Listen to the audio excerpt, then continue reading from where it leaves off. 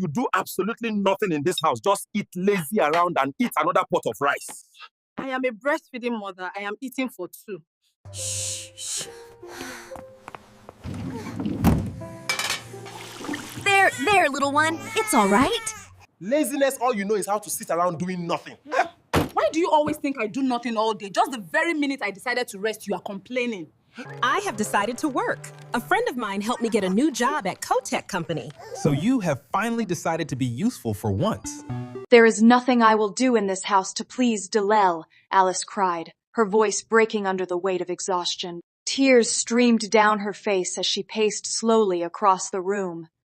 I am literally giving my best, but it's still not enough. I hardly get any rest. If I'm not cleaning, I'm cooking, washing his clothes.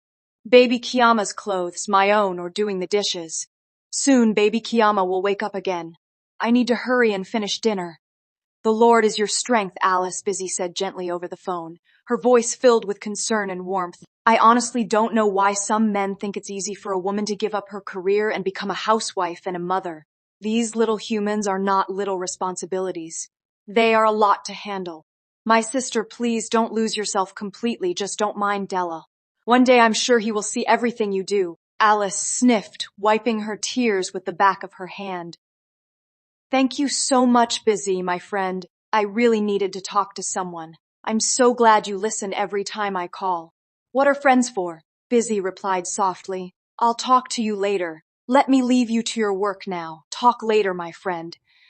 Alice ended the call and let out a long, heavy breath as though she had been holding it in all day. She slowly made her way into the kitchen and began preparing dinner, her movements mechanical, drained of energy but driven by duty. 30 minutes later, she was done.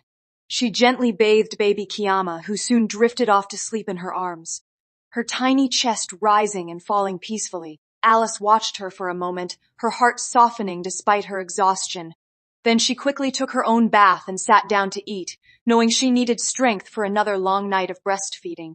Just then, the sound of a car pulling into the compound broke the silence. Dalel was home. Moments later, the door opened, and he stepped inside, his presence filling the room. Welcome, my husband, said softly, forcing a small smile. How was work? But Della didn't respond. His eyes immediately fell on the plate of food in her hands. Eating again, he said coldly. Alice paused, her appetite disappearing instantly. She swallowed hard, choosing her words carefully, trying to avoid conflict. Did you realize I'm doing exclusive breastfeeding for our baby? Is that an excuse for you to eat everything in this house? Della shot back, his tone sharp and unforgiving. Alice's chest tightened. She felt something inside her crack. Della, is it that you don't have money for food? Because you and I both know that's not the case. So what exactly is the reason you're doing this? Her voice trembled. But this time, she didn't hold back. I do everything in this house, Della shouted. Bills, food, water, I pay for everything. And because you do that, I don't appreciate you, Alice replied, her voice rising with pain. Della, I am doing something too. I hardly rest. Some nights, Kiyama stays awake, and I have to care for her all alone. I'm tired, I'm trying. And does that make you a glutton? He interrupted harshly. You eat every day, yet you can't even add weight. I've had a long day at work, excuse me. Without another word, Della turned and walked into the bedroom, slamming the door behind him. Silence filled the house. Alice stood there for a moment, frozen. Then slowly she picked up her plate. Tears filled her eyes, blurring her vision as they rolled down her cheeks. She walked quietly into the bedroom, her heart heavy, her spirit even heavier, wondering how love had begun to feel this lonely. It was Friday afternoon, and Della sat comfortably in his office, leaning back in his chair as he discussed with his friend, Mark. One thing I've noticed, Della began, shaking his head with a faint scoff, is that women enjoy marriage more than men. A man spends and spends bills, food, everything, while the woman is always at the receiving end. Mark raised an eyebrow, listening carefully. You're not entirely wrong, he replied thoughtfully. But me, as a bachelor, I've already decided I must marry a working-class lady. Someone who can support herself too. Della let out a short laugh, almost dismissive. A working-class lady, indeed. Alice was working when I met her, he said, his tone shifting slightly. She had a good job. Everything was fine until she got pregnant. He paused briefly, tapping his fingers against the desk. In her 8th month, the doctor said she should stay home and rest because she had been overworking. He continued, his voice now laced with disbelief. But I see other pregnant women every day, jumping buses, hawking goods under the sun, pushing through life. He leaned forward, his brows furrowed. I don't know if she's the first pregnant woman in this world, he added, his tone carrying a mix of frustration and confusion. Or if she and that doctor just decided to make things easy for her. Mark went quiet for a moment, studying his friend's face. Dalel, he said slowly, choosing his words with care, not every pregnancy is the same. You can't compare your wife to every woman you see outside.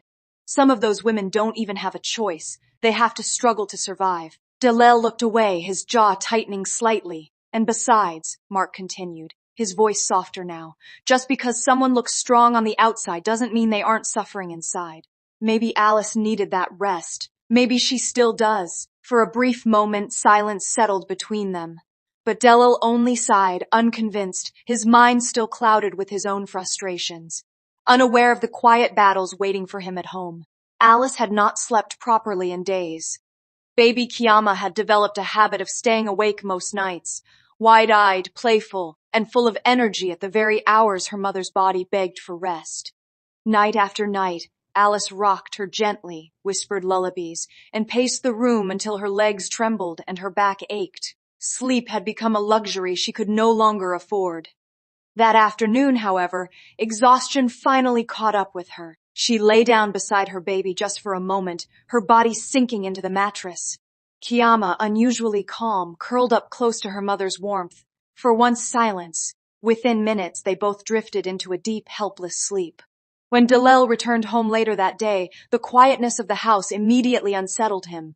No sound, no movement, no greeting. He frowned slightly. Dropping his keys, he went into the bedroom, freshened up, and came out scrolling through his phone. As he walked into the dining area, he paused. There was no food on the table. His expression hardened. Without hesitation, he turned and headed straight to Alice's room. He pushed the door open. Alice. She stirred slowly, her eyes heavy, her body refusing to respond. Della, she murmured weakly, barely lifting her head. I'm tired. There is food in the pot. Please, can you just dish some for yourself? For a moment, Della simply stared at her. I don't understand, he said, his voice rising with irritation. Since when did that start? Alice let out a quiet sigh. Every part of her body protested, but she still pushed herself up from the bed. She didn't argue, she didn't explain, she just obeyed. Slowly, she walked to the kitchen, dished the food, and placed it before him. You are so lazy, Della said, shaking his head.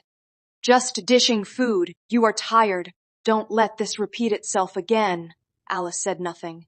Her silence carried more pain than words ever could. She turned and walked back to her room, her steps slow, her heart even slower. 6 months later, the house looked the same, but Alice was not. She sat quietly in the living room, her phone in her hand, scrolling absent-mindedly. Her eyes were dull, her once vibrant spirit buried beneath months of exhaustion and silent tears. Then a thought crossed her mind, something to remind her that she still existed, that she was more than just tired. Without wasting time, she reached out to Busy. When they met, Alice explained everything, the stress, the loneliness, the pressure. Busy listened, her face filled with concern. Send me your credentials, she said firmly.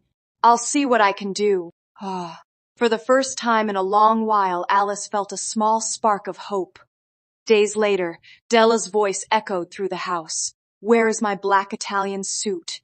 Alice rushed in immediately, holding it neatly in her hands. I washed it, my husband, she said softly, handing it over. Dalel collected it without looking at her. No appreciation. No acknowledgement. I left your lunchbox on the dining table, she added quickly. Please take it along. Your shoes are cleaned and polished, too.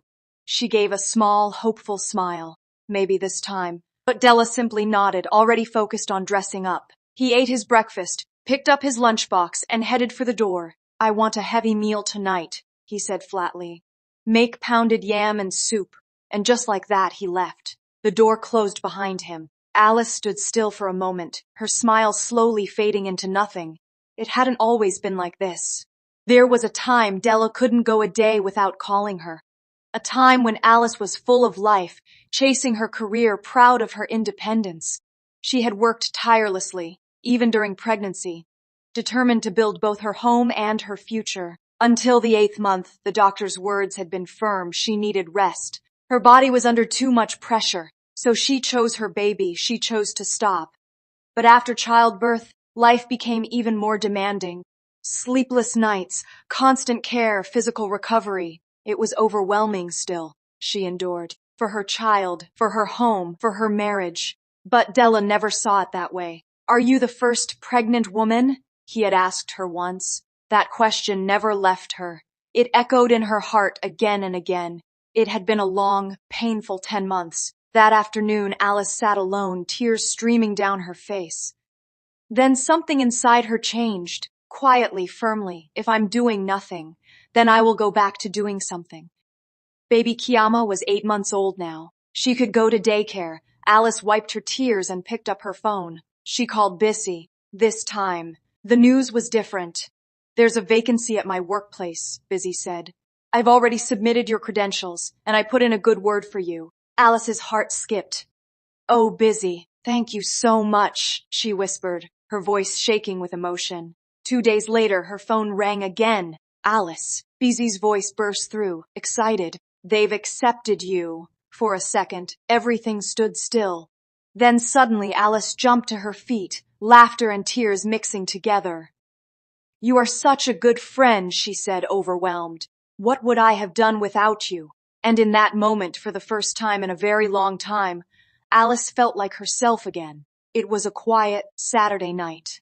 The soft glow of the television filled the living room as Della sat comfortably on the couch.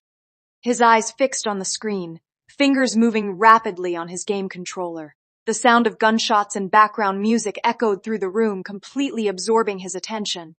Alice stood at the entrance for a moment, watching him. This used to be one of the things she loved, how relaxed he looked when he played, how he would laugh, call her over, ask her to sit beside him. Now, it felt like she didn't exist in the same space anymore. She took a slow breath and walked closer. "Dalel," she called softly. He responded absent-mindedly, not looking away from the screen. "I want to tell you something." "What is it?" he muttered, still playing. Alice hesitated for a second, then spoke. "I got a job." That got a reaction, just not the one she expected. Della said with a dry chuckle. "Finally, you've decided to be useful for yourself." He didn't even look at her. For a brief moment, something in Alice's chest tightened. She frowned slightly, but then, unexpectedly, she smiled. A quiet, knowing smile. "You don't know what's coming," she thought. "All right," she said calmly. "I just wanted to inform you." "Good for you," Della replied casually, still glued to the screen. Alice stood there for a few seconds longer, then turned and walked away, her steps lighter than they had been in months. The following Monday marked a new beginning. Alice woke up early, her movements purposeful, her energy different. She carefully got herself and baby Kiama ready. After dressing her in a soft, colorful outfit, she carried her close, inhaling her familiar baby scent. At the daycare close to her new workplace, she hesitated briefly before handing Kiama over. "Take good care of her, please," she said gently, her voice carrying both trust and worry. Then she left for work. As she stepped into the office, her heart beat fast, nervous, excited, uncertain. "Alice." Busy's voice rang out warmly. Alice turned, and before she knew it, Busy pulled her into a hug. "Welcome back," she said brightly. "You look good. Honestly, motherhood fits you, but I'm glad to see you here again." Alice laughed softly, a genuine sound that hadn't escaped her lips in a long time. "Thank you, Busy, for everything," Busy winked. "You deserve this." Alice sat at her new desk, looking around quietly. People moved about, keyboards clicked, phones rang, the normal rhythm of a working environment. Something about it felt familiar, something about it felt right. Yet, beneath that quiet satisfaction, there was a lingering sadness. Her thoughts drifted. How did Della become like this? She stared at her hands. Was he always like this, and I just didn't see it? Or did something change along the way? The questions lingered, unanswered. When it was time for her break, Alice didn't waste a second. She walked quickly to the daycare. The moment Kiyama saw her, her tiny face lit up, her little hands stretching forward. Alice's heart melted instantly. "My baby," she whispered, carrying her gently. In that moment, everything else faded. The stress, the pain, the confusion. Nothing mattered more than this small, warm life in her arms. And as she held her close, Alice made a quiet promise to herself.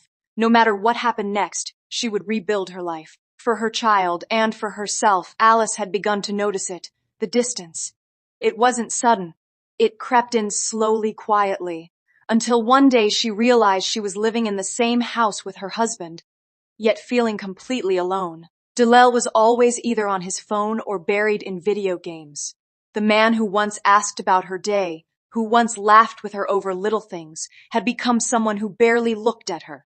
No more conversations, no more questions, no more interest.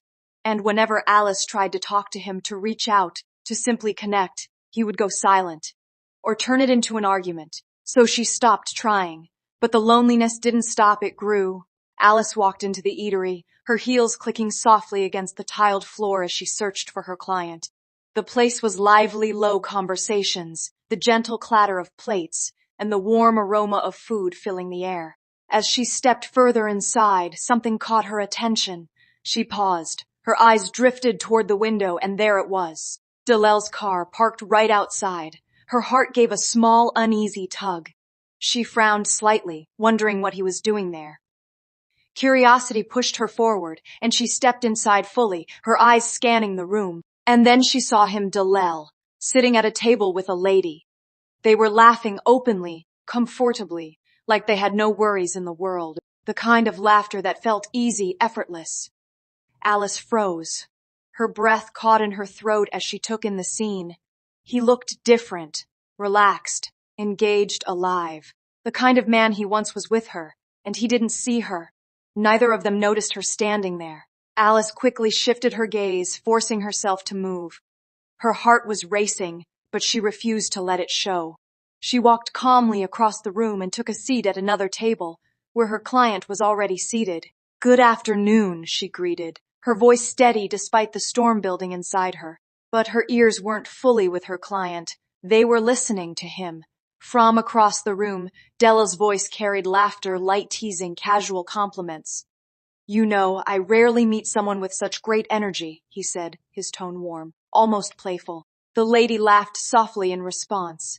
Alice's fingers tightened slightly against her bag. She kept her face composed, nodding at her client, responding when needed. But her mind was no longer in the meeting. It was with Della Fedel, listening, watching, feeling something she could no longer ignore.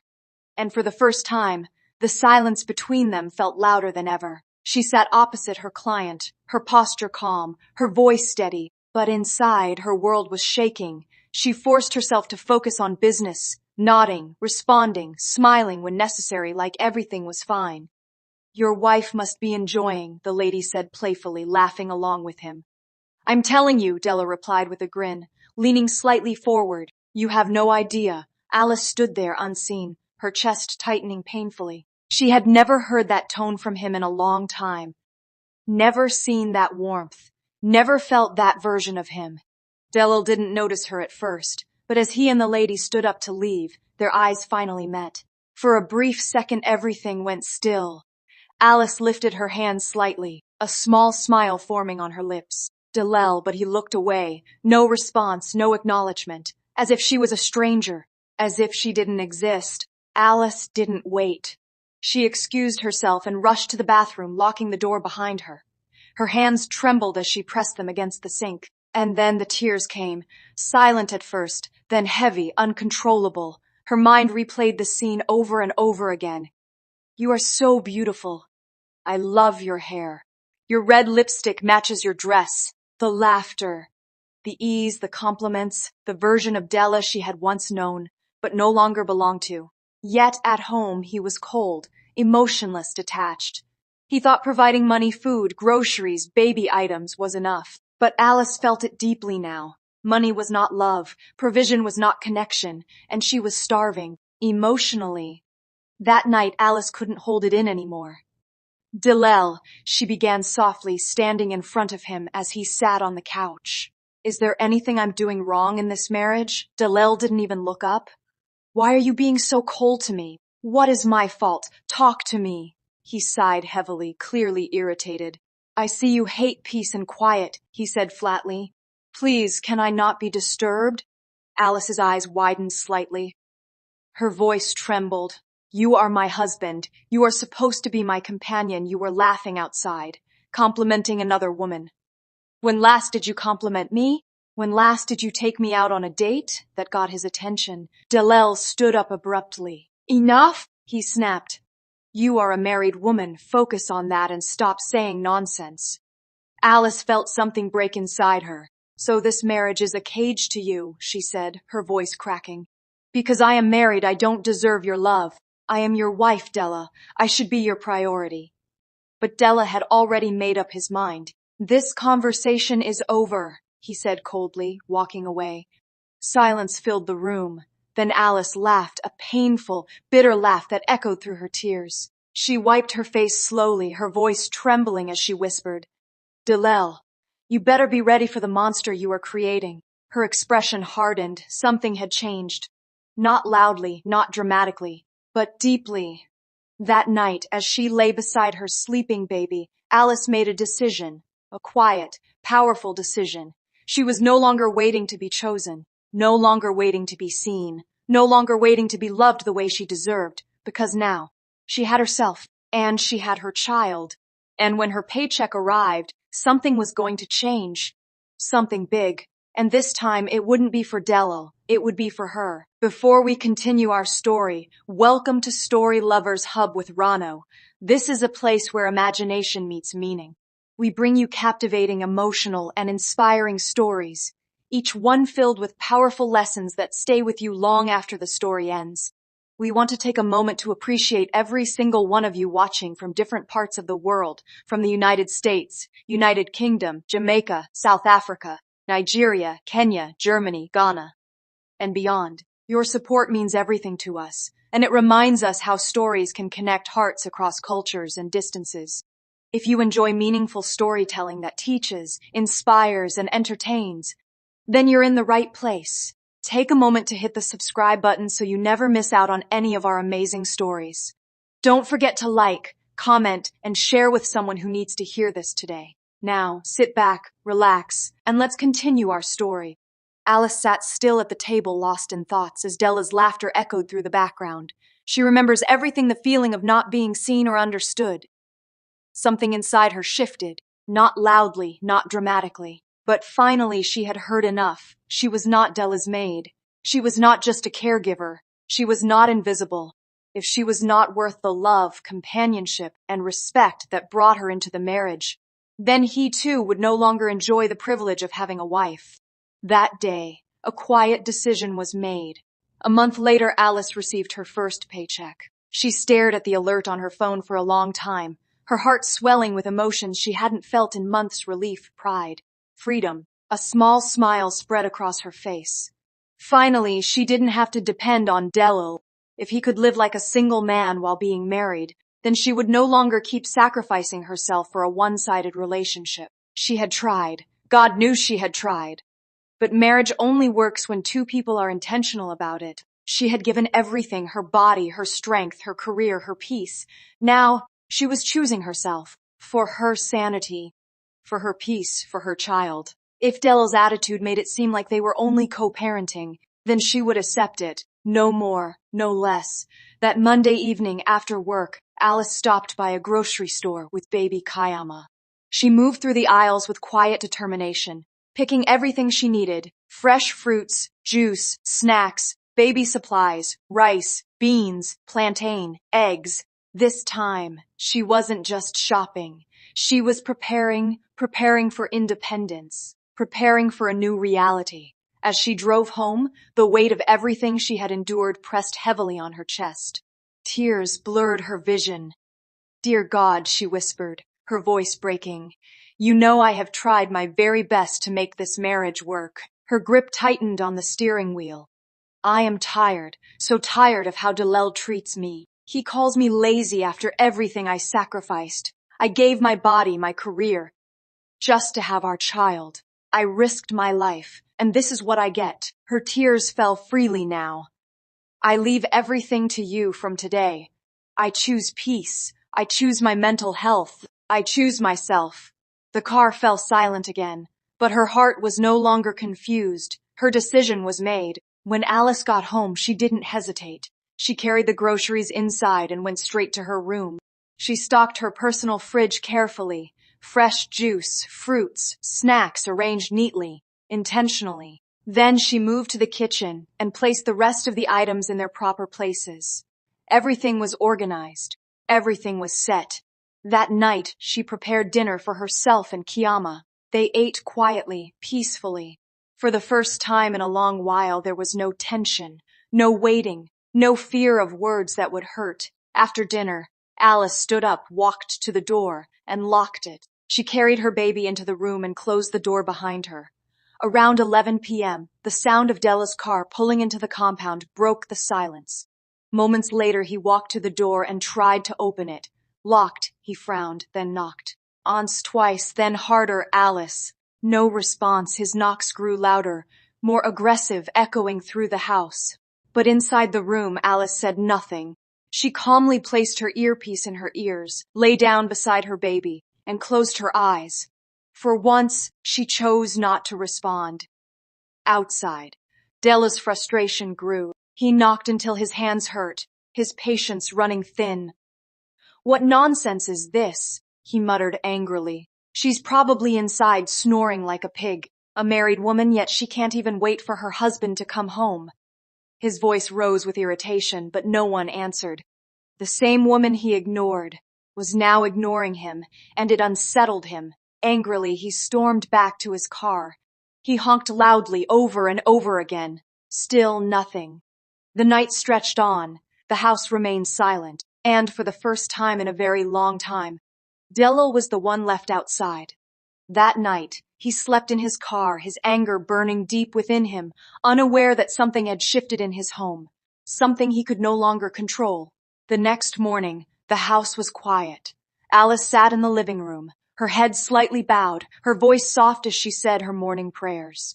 There was a calmness around her, a kind of peace that hadn't been there in a long time. Outside, Della was still in the car. After her prayers, Alice stood up, walked to the door, and unlocked it without a word. She didn't look outside. She didn't call him in. She simply turned and went back inside. There was no urgency, no concern, no waiting. She went straight to her room and began getting ready for the day.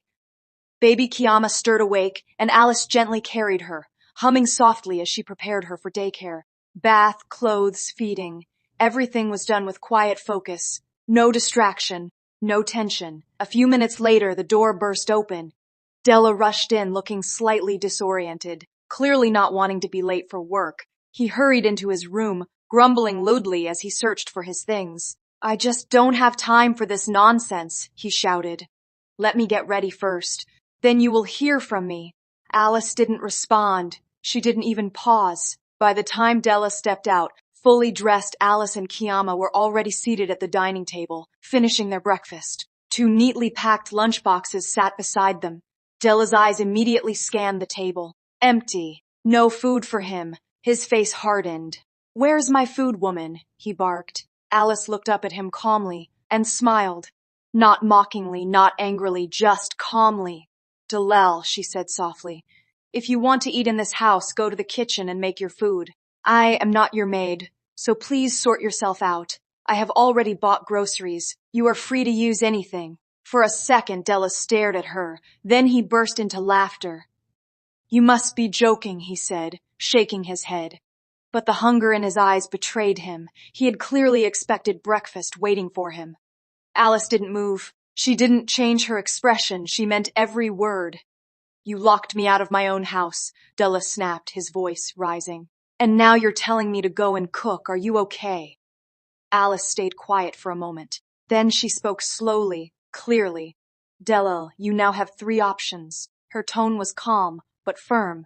Option 1, cook for yourself. Option 2, get a cook and pay her to prepare your meals. Option 3, she paused slightly. You know I am a good chef, pay me for my services. She picked up her bag. That is the only way you will eat food from me this morning. Della stood frozen, trying to process what he was hearing. But Alice wasn't done. And one more thing, she continued. Aunts, it is 8 p.m. I will lock the door. I have a baby to protect. I cannot leave the house open, waiting for you at night. She adjusted Kiama gently on her shoulder.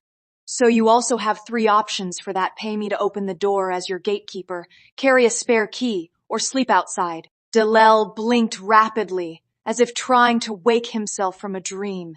This didn't feel real, but Alice continued. From now on, whatever service you want me to render, you will pay for it. Or you can get professionals to do it for you. Her voice was steady. You need clean clothes. Take them to the laundry or pay me. Food, same thing. Anything else, the same applies. She picked up Kiama's bag. I'm running late for work and I need to drop Kiama off at daycare. We can talk some other time. And just like that, she walked past him, calm, unbothered, certain. Della stood there, stunned, completely stunned. He looked around the house, rubbing his face as if trying to clear his vision. Was this really happening? Slowly, he walked into the kitchen. Maybe she was bluffing. Maybe she had hidden the food. Maybe this was some kind of joke. He opened the pot. Empty. He checked another. Nothing. Silence filled the kitchen. And for the first time, Dalel realized Alice was no longer the same woman he had been taking for granted. Dalel drove to work that morning with an empty stomach and a heavier mind. On the way, he stopped at a nearby eatery and ordered food. The meal was hot, well-prepared and filling, but as he ate, something felt off. It satisfied his hunger, but it didn't comfort him. There was no warmth, no familiarity, no home in it. For a brief moment,